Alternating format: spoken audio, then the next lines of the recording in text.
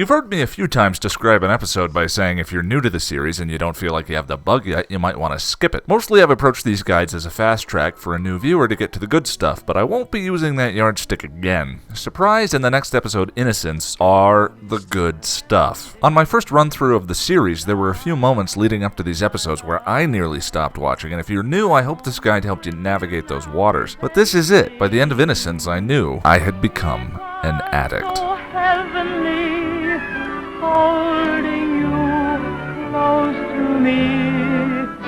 It will be heavenly to hold you again in a dream. Buffy has a vivid dream in which Drusilla stakes Angel and then whispers her happy birthday. I love the details here, including Willow's monkey, who is not wearing monkey pants. There are a few very odd signs leading up to Angel's demise, including... Do you really think you're ready, Buffy? What?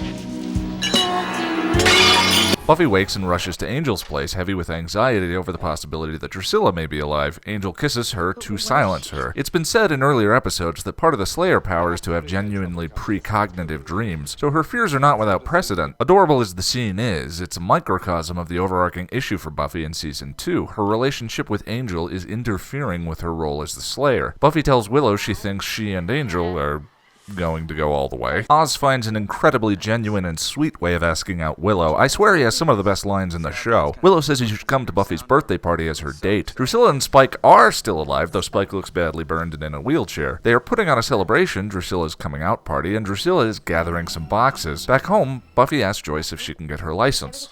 Do you really think you're ready, Buffy?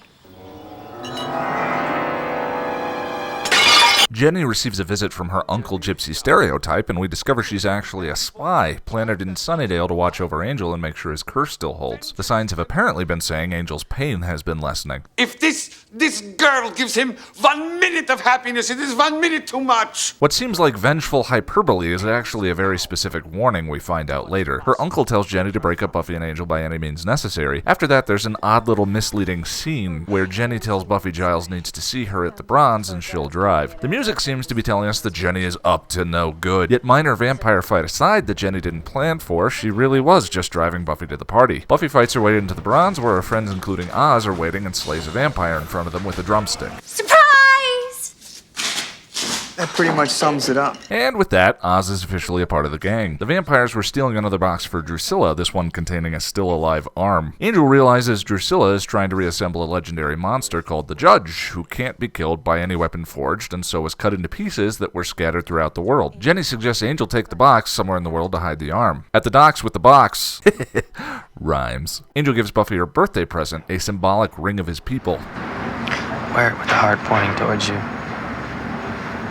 You belong to somebody. As usual, hints to Angel's emotional underpinnings are incredibly subtle. In the comments for our What's My Line review, Mrs. Esmich pointed out that Angel is already wearing his ring with the heart pointing towards himself while he's cuddling Mr. Gordo. I backtracked a bit, and I think you can see him already wearing the ring committed style in School Hard. Oh, for an HD release, not the pivot version. There may be an earlier shot, but I love how the detail subtly speaks to Angel's character. Anyway, back on the dock, Buffy and Angel are lingering a bit too long on their goodbyes and get jumped by Spike's men. Buffy gets tossed in the drink, and Angel jumps in after her. Another minor quibble I have with this one. She can probably swim, dude. Keep after the box with a piece of the world-ending monster in it. Back at the library, Giles reveals that only a creature of true evil can withstand the Judge's touch.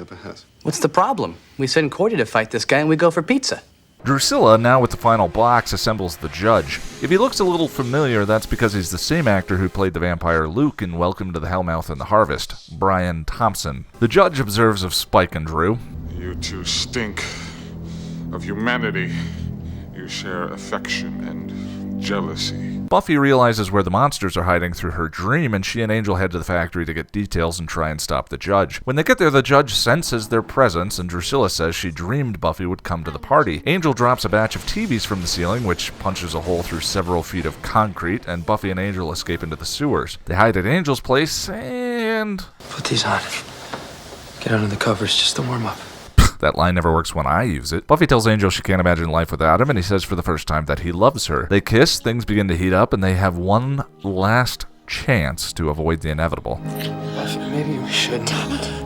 As the two of them lay in a state of post-coital bliss, something comes over Angel. He flees from the apartment and screams for Buffy as the credits roll. It's difficult to dive into this one completely without taking into account innocence, but there are a couple of points to cover. The key here, I think, is Drusilla saying she also dreamed of Buffy. There is major parity between the two of them in this episode. It's Buffy's birthday, but throughout the episode, Drusilla is the one having the party. In Buffy's second dream, she and Drusilla are wearing the same dress. Buffy's dreams are a precognitive vision of what's going to happen, only in this case, she doesn't realize that she is the Drusilla in her dreams. She is the one responsible for Angel's death. I could take or leave the judge. I love the inverse play on his name. Judges are people who punish and separate the wicked from the righteous. It makes sense that a demon judge would do the opposite, but other than the amazing makeup, he's present simply so that the Avengers have a reason to assemble and doesn't bring a lot to the table. As usual, what's actually important here is the drama between the characters. I'm not going to say too much else about this one because so much of it requires the context of the next episode. But man, this is a fantastic episode. As usual, there are a myriad of character bits I love. Giles saying there's no safe time to relax.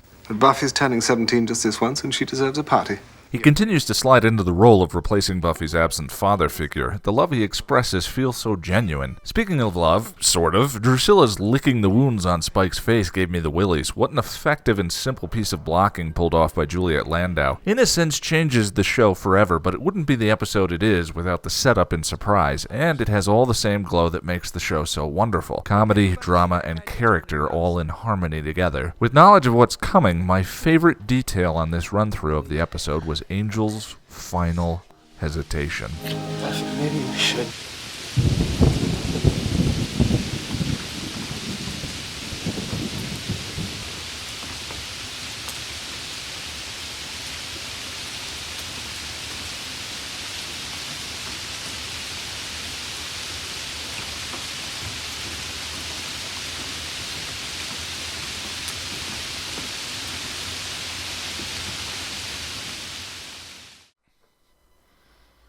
Put these on. Get under the covers. Just to warm up. Yeah, alright, I'll just go.